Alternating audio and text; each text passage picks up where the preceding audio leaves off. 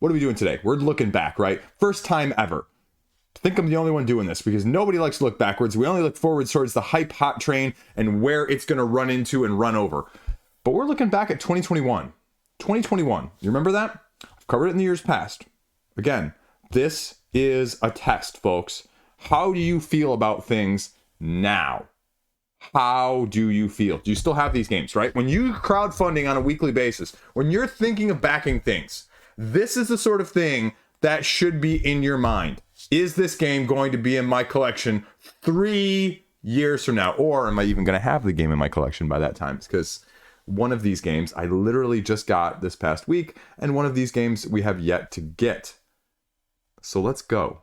Let's go. Are you ready? Are you ready? Anyway, enough Generation X there. But let's go. Elephant in the room. Massive Monster Hunter style animal in the room. Primal the Awakening, first and foremost. Again, I've detailed my thoughts. This is one of my most anticipated crowdfunding arrivals in 2024. It's still coming. It's still coming. And we'll see, right? Boss battling. This is going to be potentially the make it or break it, the next evolution of things. Or it's going to be a lot of plastic taking up a lot of space in a lot of people's rooms like this. I don't know if there's a whole lot of in between. Maybe. High risk, high reward. That's what it was, right? And again, every time you mention it, I give kudos where kudos is due. You know, I'll be critical, but I'll give kudos at the same time. I still enjoyed the way Reggie Games structured their campaign. Period. They said, here's everything, folks, and do with it what you want. Here's the price point. Here's the all-in. There you go. Day one. I wish other companies would not nickel and dime along the way. Again, it's a marketing thing. Anyone who says otherwise, well, I think you're wrong. I'm probably wrong. But that's what I feel like crowdfunding is becoming more of. And so, you know, say what you want, whether or not you like the product, whether or not you like the miniatures, whether or not you like the deluxeifications or the plastic or the theme or anything else along those lines, right? The rampant consumerism. You know what? It's refreshing when they just say, hey guys, here's everything. And again, I'll say that with any other campaign too that does the same thing.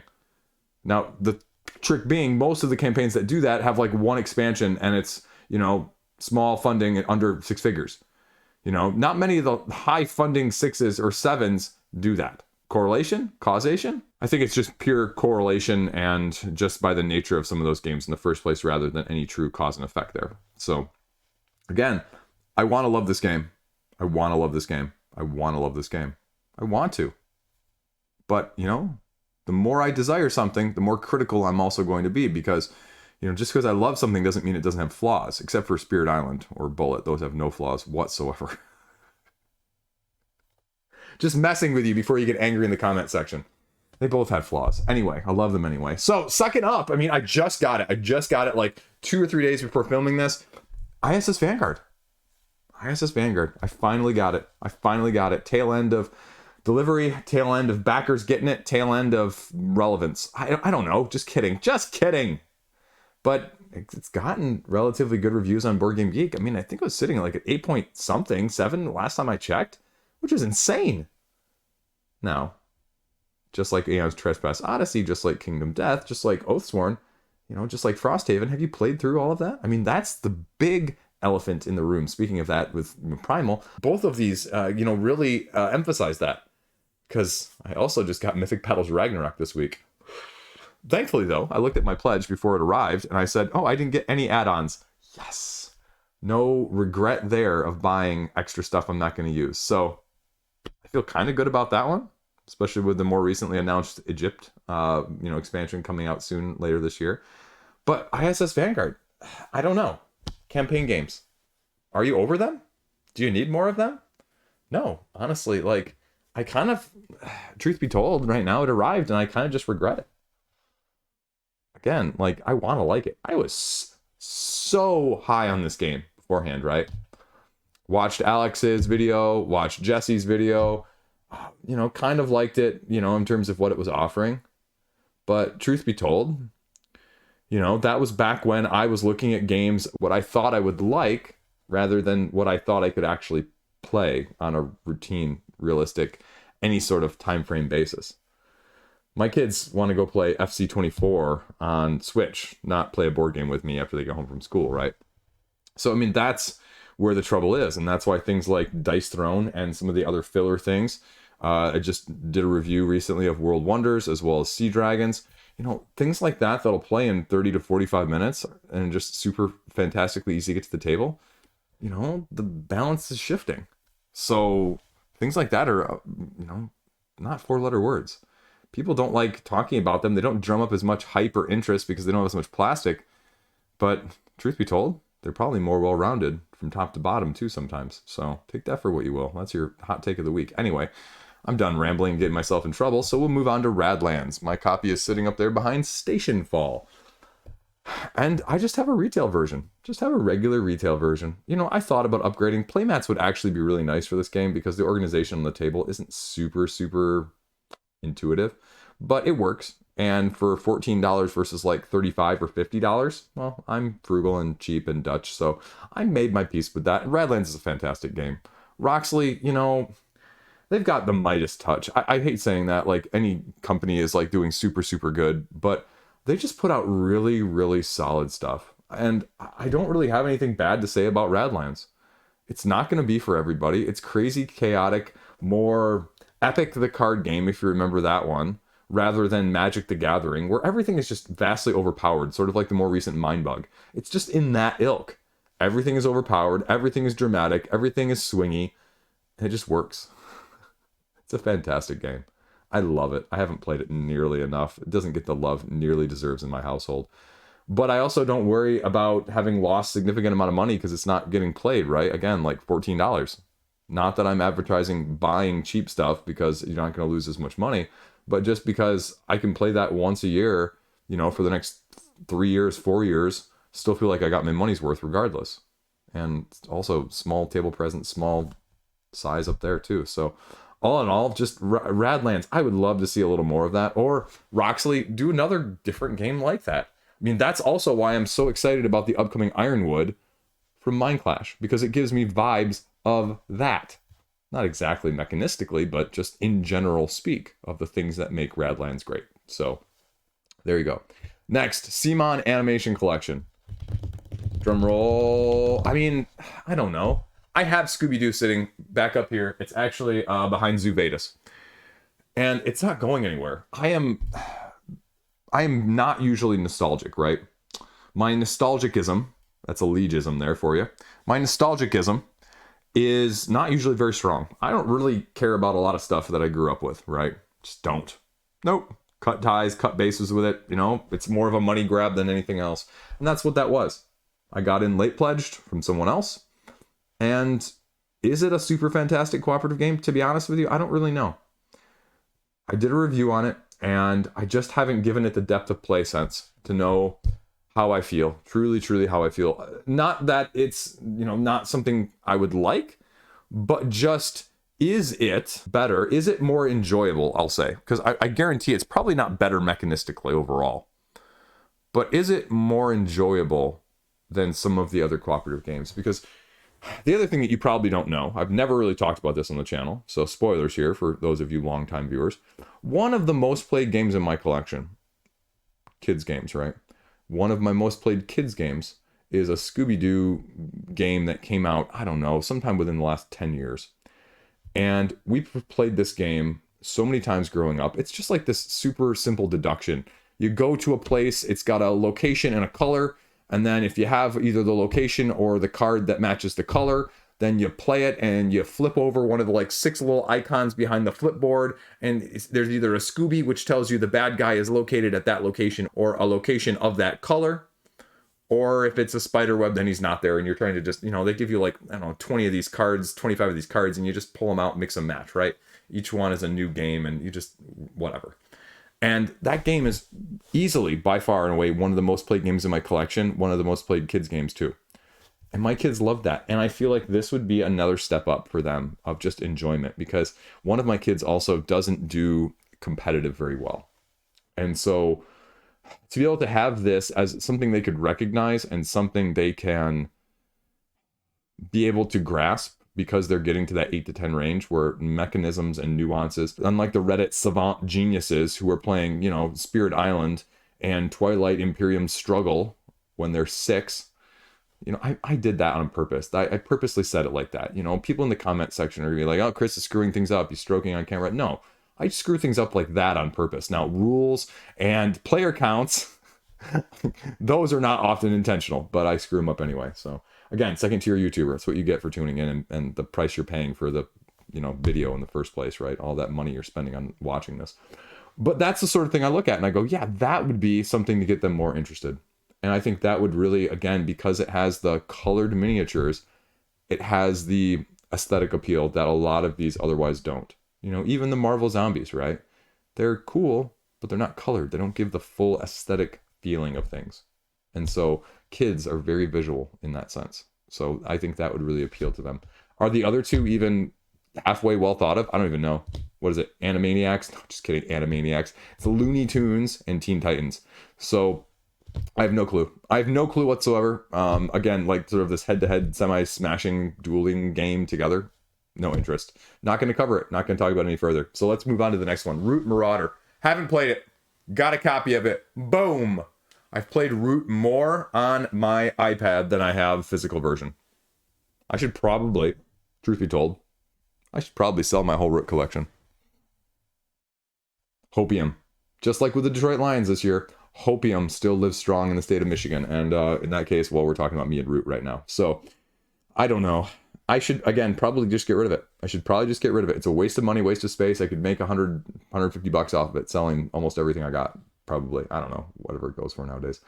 But that's sort of my conundrum. This is one of those games where, again, I have this grand fantasy of being able to do it at some point, and it just has never petered out. And I really think some of the factions in Marauder are probably more appealing to me than the base game. Definitely more appealing than the Riverfolk expansion. And a few of the little add-ons to spiffify it up and add a little slight nuance, asymmetry, and mechanic to the game as a whole further in those little landmarks or whatever else they are. I really like that. And so I think I'm just going to go play it more on the iPad though. So eventually when I try and teach it to somebody, maybe it'll stick. I think I'd love to try it playing 2-player with my wife as well sometime. But we'll see. Marauder does add an additional good to play with 2-player expansion, I believe, 2-player faction. So I don't know. Root. Where do you stand? It's one of the few games that I have bought, gotten rid of, and acquired again. I have not done that with hardly anything else in my collection whatsoever. There's a few things that I've gotten rid of that I'd say, hey, you know, if the trade came along or it was a good enough situation, I'd probably get it again, but like nothing that I've actively sought out again. Except for Let's Make a Bus Route. My wife was kind of pissed when I told her I sold that one locally. She really liked that one. This is one of the few she actually remembers the name of that we play consistently. So anyway, then Aeon's End Legacy of Gravehold with the upcoming, or probably by the time you guys are watching this, the concurrent running of the next Aeon's End, the Descent expansion. Looking back now 3 years later, Legacy of Gravehold, sort of the big second campaign expansion. I did it on the channel. I reviewed it. I played it all the way through. I played both sides, both maps, whatever directions it was going in that sense. I'm not going to drink this because I'll probably burp because it's a little bit carbonated. And I just couldn't shake the feeling of finally just enough. I didn't really like the Legacy style stuff. I think it was getting a little power creepy. I don't like crossing stuff off. It just was too much. Too much of a good thing. And I hate saying that. Now, is that going to preclude me or stop me from looking at the Descent at this point? Hell no. You know I'm going to be looking at that. That's my bread and butter, baby. That was one of the biggest first games I've gotten, but I have too much stuff of it in the first place as well. And it's true, it's power creep. I don't need a version of a mage I already have 3 or 4 copies of, right? Because that seems to be the trend with that. I purposely didn't get the other remake, Astro Knights, if I'm remembering that correctly at this point. It's been one of those days. That, you know, because it was doing stuff slightly differently, but it wasn't doing stuff enough differently. But I also haven't played it. So, again, it's one of those where if the trade came along right, I'd probably jump on it to see if I liked it. But I did that with Sentinels of the Multiverse, the 37th edition that they have for that. Just kidding, it's 3rd edition. And I just said this is the same thing I didn't really like about the first 2 editions. So that'd be my fear. I don't need another, alternate Gravehold, which is, sort of the different base they're going to be doing and whatever new mode they're going to have. I mean, again, I think it's fine, but I just standalone expansion. Everything is a standalone. Everything is a standalone. And that gets a little old too. So I'm can be tempted, but I just can't actually even say I'm going to get anywhere close to it either at the same time. So no FOMO anymore with that franchise, thankfully, or cursedly, depending on how you want to look at it. Next up, again, I covered this sort of as my, year end 2023, beginning of 2024 purge, or, get off the pot, essentially, sort of video, saying, what am I going to do with this? And this is Ragnarocks from Gray Fox. And, the production was kind of okay-ish. It reminded me more of Santorini. It was supposed to be like the Santorini killer or the Santorini replacement, or if you didn't like Santorini, or if you did like Santorini, which just reminds me, I probably should have backed the Santorini campaign as much as I wanted it. My wife doesn't like Santorini, so maybe we'll give it a different shot, but I don't know. This one was supposed to be basically Santorini without height, right? You're moving around the map and you're putting down squares to like block people off until they can't move, and then whoever controls the most area wins.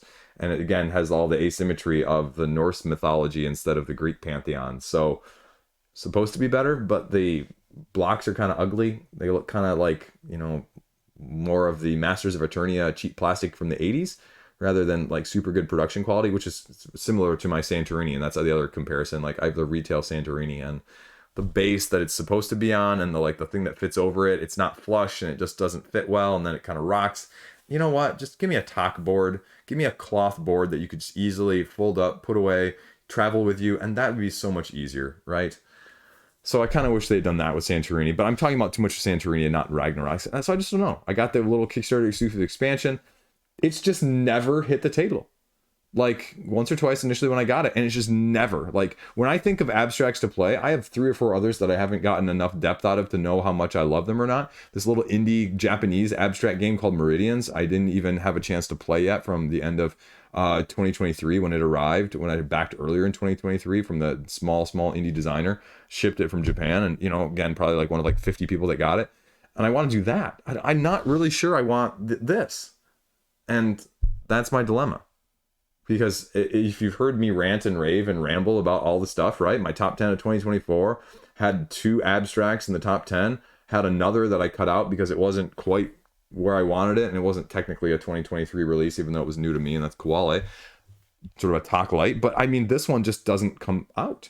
And so I'm going to force myself to get it played in the near future, I think. But also haven't seen anyone really spouting off its merits and super high quality positives, so take that for what you will as well. Then the other one, just being delivered right now, 3 years later, Kingdom Rush Elemental Rising. I know because I got a review copy. Lucky Duck sent me a review copy. My first feelings of the original as a backer the first time around, it was too min-max optimized puzzle, right? Like in the first or second scenarios, if you didn't do exactly the order of upgrading in this certain way with the ones that you were provided, you were just gonna lose.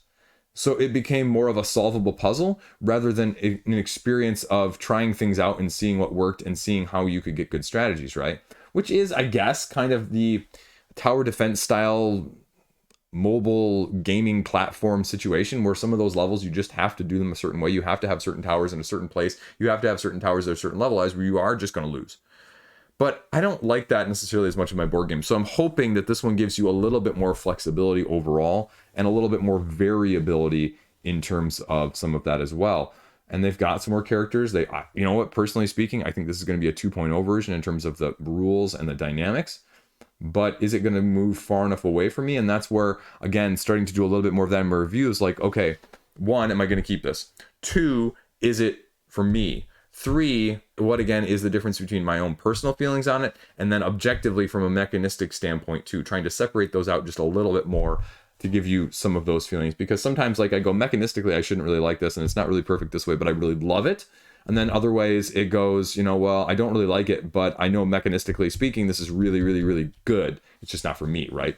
That difference sort of thing. So that's kind of what we're looking at. And that's the big ones from 3 years ago. Again, how many of these are you still interested in? How many of these should you be potentially interested in now?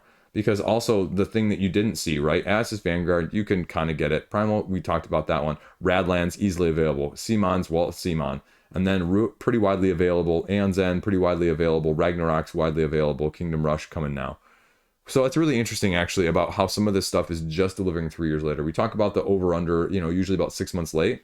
Well, some of these are much more than that, which is, again, another whole gripe and a whole nother video of some of these projects just not coming with enough stuff done to crowdfunding in the first place. So that's a irritating thing when you have a crowdfunding campaign launching at the beginning of 2024 and you're going to be lucky by you're going to get it at the time of 2026. Like, I know you're desperate for cash, but it also maybe shouldn't be that desperate, you know? Maybe the business model needs to be changed, but that's where you have to vote with your wallets more than anything else. So that's all I got. 3 years ago, 2021, where are things at now? How do you feel about things? You still hyped? As always, thanks for watching. We're getting closer. Over 9,000. Stay classy. Peace out.